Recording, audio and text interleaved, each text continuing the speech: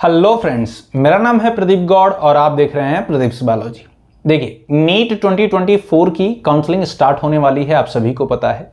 लेकिन यूट्यूब पर बहुत ही ऐसी वीडियो हैं जिनसे बच्चे कंफ्यूज हो जाते हैं कि ऑल इंडिया कोटा के लिए काउंसलिंग कैसे स्टार्ट होगी, स्टेट कोटा के लिए कैसे होगी, आयुष की हम काउंसलिंग कराना चाहते हैं, बीएमएस, बीएचएमएस, बीयूएमएस के लिए तो कैसे कराएं, या फिर एमबीबीएस और बीडीएस की जो काउंसलिंग है वो कैसे कराएं।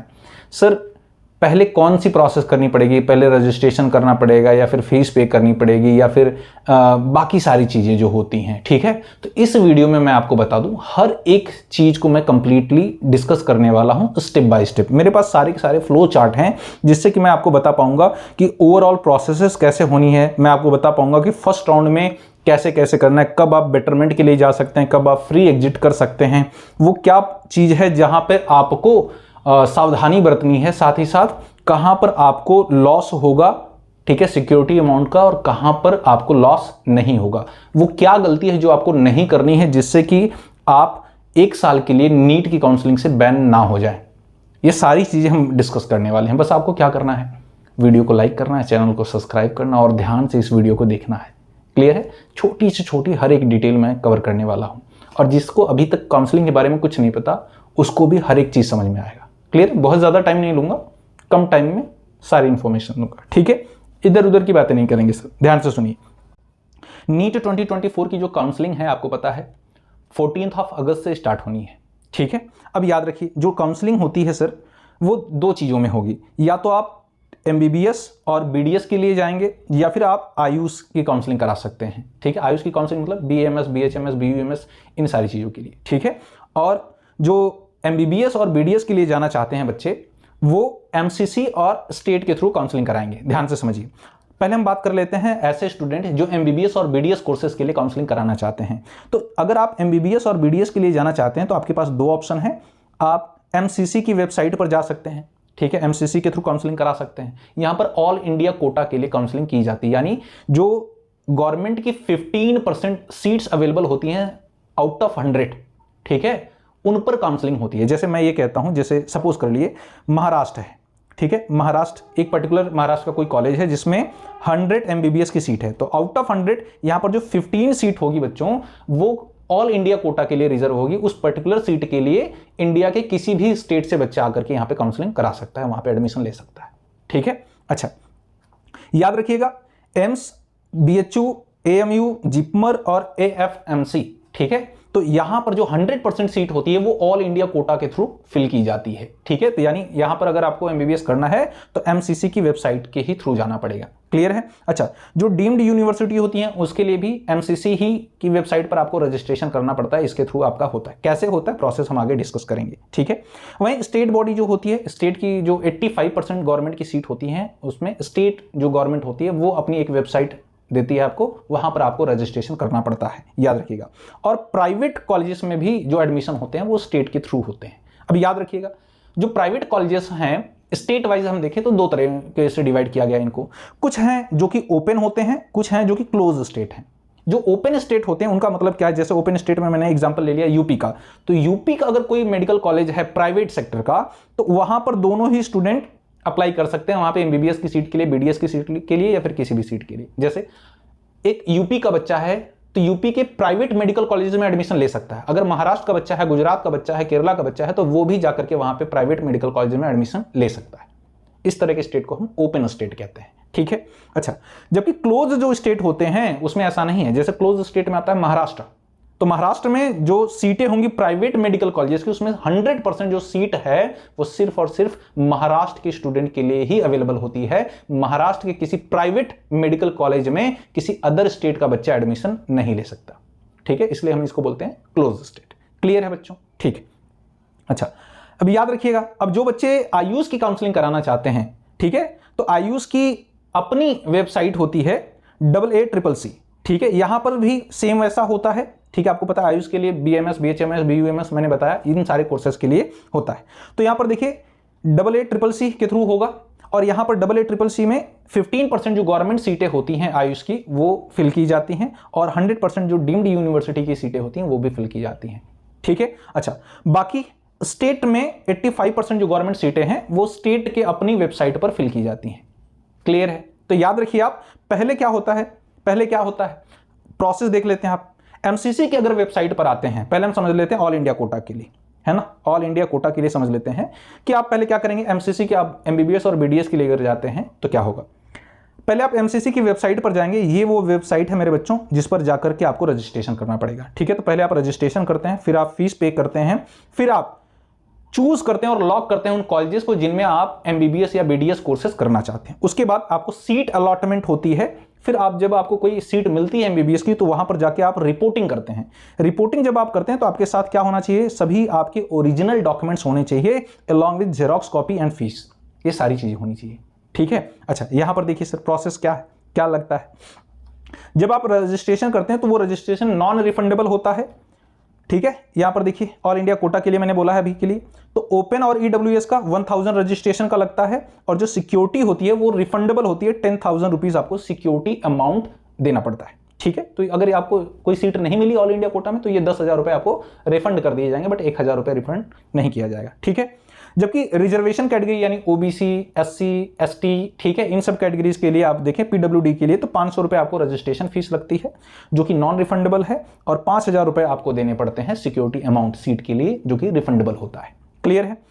अगर आप डीम्ड यूनिवर्सिटी में अलॉट करते हैं या उसके लिए डालते हैं रजिस्ट्रेशन, तो आपको 5,000 रुपए देने पड़ सकते हैं, और सिक्योरिटी अमाउंट जो है वो 2 लाख रुपए है। अब सारा खेल यहीं पर है। बहुत सारे बच्चे जो होते हैं वो किसी न किसी काउंसलर को पकड़ लेते हैं और उनको सारे पैसे देते हैं। मैं आपको बता दूं, अगर आपको सीट नहीं मिली तो ये 2 लाख रुपए उस काउंसलर के अकाउंट में आ जाएंगे सर, आपके अकाउंट में नहीं आएंगे। तो याद रखिए, अगर आप किसी पर्टिकुलर काउंसलर से काउंसलिंग करा रहे हैं तो ये जो सिक्योरिटी अमाउंट है इसे हमेशा अपने अकाउंट से ट्रांजेक्शन करवाइए, जिससे कि जब कॉलेज में सीट ना मिले तो जब रिटर्न हो, पैसे रिफंड हो, तो वो आपके अकाउंट में आए, काउंसलर के अकाउंट में ना जाए, ठीक है। बहुत बड़ा अमाउंट है, इस चीज का ध्यान रखिएगा।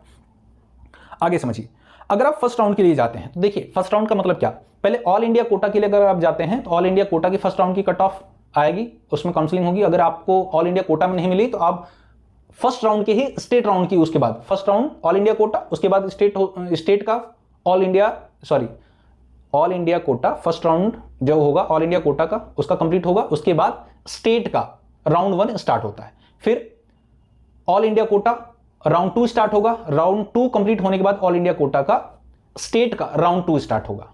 समझ पा रहे हैं आप, मैं फ्लो चार्ट के थ्रू बता देता हूं, एक समझिए। जैसे ऑल इंडिया कोटा है ना, ऑल इंडिया कोटा राउंड 1 हुआ, तो इसके बाद बच्चों स्टेट कोटा का राउंड 1 होगा, क्लियर है। फिर उसके बाद ऑल इंडिया कोटा का राउंड 2 होगा, उसके बाद स्टेट कोटा का राउंड 2 होगा। समझ पा रहे हैं, इस तरह से चीजें आगे बढ़ती हैं, ठीक है। जरा समझ लेते हैं सारी चीजें कैसे होंगी, प्रोसेस सेम है, ध्यान से समझिए बस। अब अगर हम राउंड 1 में जाएं, ठीक है, राउंड 1 में जाते हैं तो सपोज करिए 2 ही चांस हो सकते हैं आपके लिए, या तो आपको कॉलेज राउंड 1 में मिलेगा या तो नहीं मिलेगा। पहले देख लेते हैं कि अगर आपको कॉलेज मिलता है तो क्या करना पड़ेगा, अगर कॉलेज नहीं मिलता है तो क्या करना पड़ेगा। पहले अगर आपको कॉलेज सपोज करिए मिलता है तो आपको रिपोर्टिंग करनी पड़ेगी, ठीक है। आप रिपोर्टिंग करेंगे, अगर आपको कॉलेज एमबीबीएस की सीट कोई मिल गई तो आप रिपोर्ट करेंगे उस कॉलेज में कि ठीक है मैं एडमिशन लेना चाहता हूं, ठीक है। अच्छा, रिपोर्टिंग करेंगे तो आप फाइनल कर सकते हैं कि ठीक है ये मुझे एमबीबीएस की सीट चाहिए, और हो सकता है आप बेटरमेंट के लिए भी जा सकते हैं। अगर 100% आपको दूसरा कोई कॉलेज नहीं चाहिए तो आप उस प्रोसेस को एंड कर देंगे कि ठीक है मुझे यही एमबीबीएस कॉलेज चाहिए और दूसरा कोई चाहिए ही नहीं। लेकिन आप ये बोलना चाहते हैं कि ठीक है अभी इसको होल्ड पे रखो, मुझे इससे बेटर कॉलेज मैं चाहता हूं, ठीक है, तो आप बेटरमेंट के लिए जा सकते हैं। बेटरमेंट का मतलब क्या होता है इसको जरा समझ लीजिए आप। जैसे सपोज करिए मौलाना आजाद मेडिकल कॉलेज है ना, MAMC है और एम्स है बेटा, सपोज इट। तो आपकी फर्स्ट जो चॉइस थी वो थी एम्स, और जो सेकंड था वो क्या था, MAMC Maulana Azad medical college. तो आप चाहते थे एम्स बट वो मिला नहीं, आपको मिल गया क्या, मौलाना आजाद मेडिकल कॉलेज। तो आपने मौलाना आजाद मेडिकल कॉलेज की सीट को रिजर्व कर लिया, बोला ठीक है सर लेकिन मैं बेटरमेंट के लिए जा सकता हूं कि काश मुझे एम्स मिल सकता है क्या, मैं उस चांस पे जाऊंगा।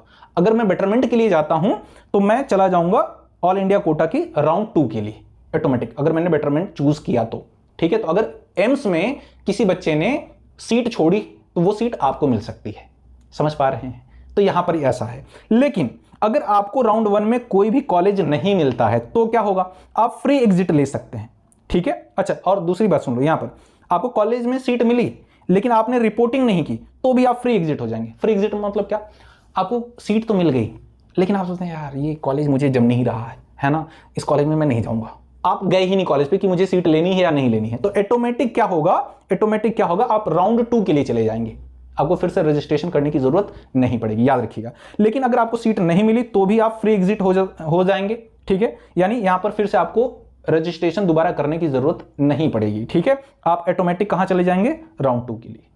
क्लियर है, ठीक है। अब राउंड 2 में जब आप जाते हैं तो क्या होता है समझिए।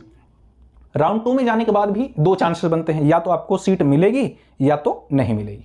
पहले बात कर लेते हैं, अगर आपको राउंड 2 में सीट मिलती है, कोई एमबीबीएस की सीट मिलती है, कोई कॉलेज मिलता है, तो क्या हो सकता है। अगर आपको कोई कॉलेज मिलता है तो आप उसमें पहले रिपोर्टिंग करेंगे, अगर एडमिशन लेना चाहते हैं तो, ठीक है।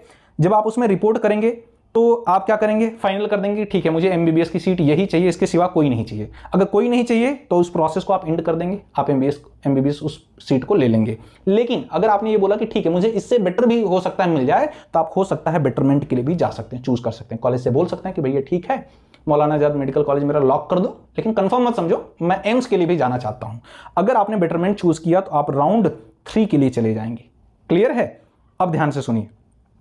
लेकिन आपको कॉलेज मिला और आपने रिपोर्टिंग नहीं की, यहां पर ध्यान से सुनिए, अगर आपने रिपोर्टिंग नहीं की तो उस केस में जो आपने सिक्योरिटी अमाउंट दिया है वो आपको रिफंड नहीं होगा।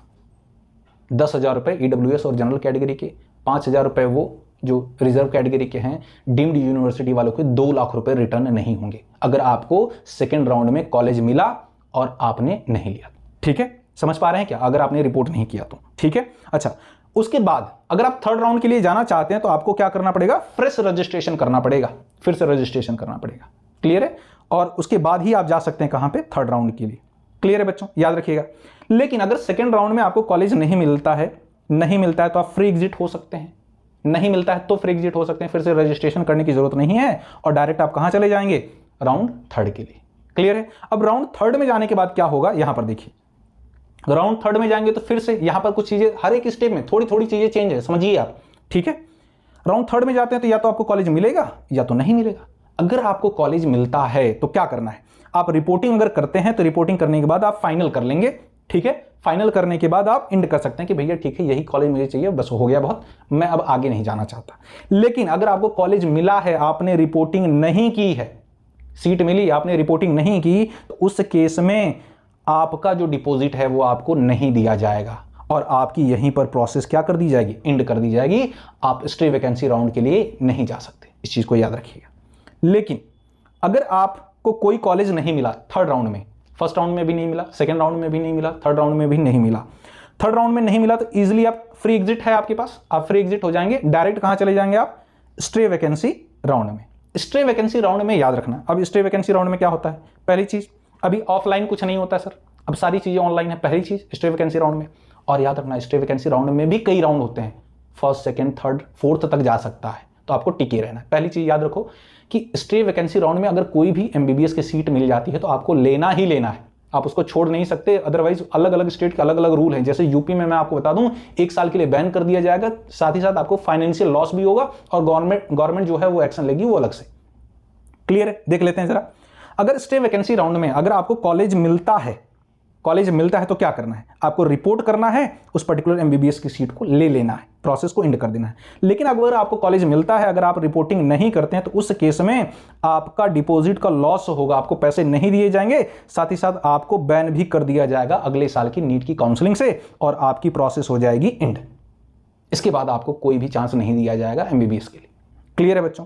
लेकिन अगर आपको सपोज करिए स्टे राउंड में भी स्टे राउंड का फर्स्ट राउंड जो है उसमें अगर कोई सीट नहीं मिलती है तो उस केस में आप फ्री एग्जिट हो जाएंगे और नेक्स्ट स्टे राउंड के लिए क्या हो जाएंगे, एलिजिबल हो जाएंगे। आप समझ पा रहे हैं, इस तरह से प्रोसेस चलती है। आई होप सो आपको सारी चीजें समझ में आई होंगी। अगर कहीं पर कोई डाउट है तो वीडियो को फिर से देखिए, मैंने हर एक छोटी बड़ी चीज कवर की है, ठीक है। इसी तरह से जिस तरह से ये ऑल इंडिया कोटा की होती है, इसी तरह से स्टेट कोटा की भी होती है। बस याद रखिएगा, पहले ऑल इंडिया कोटा की होगी फर्स्ट राउंड की, फिर स्टेट कोटा की फर्स्ट राउंड की, फिर ऑल इंडिया कोटा की सेकंड राउंड की, फिर स्टेट कोटा की सेकंड राउंड की। इस तरह से प्रोसेस चलती है।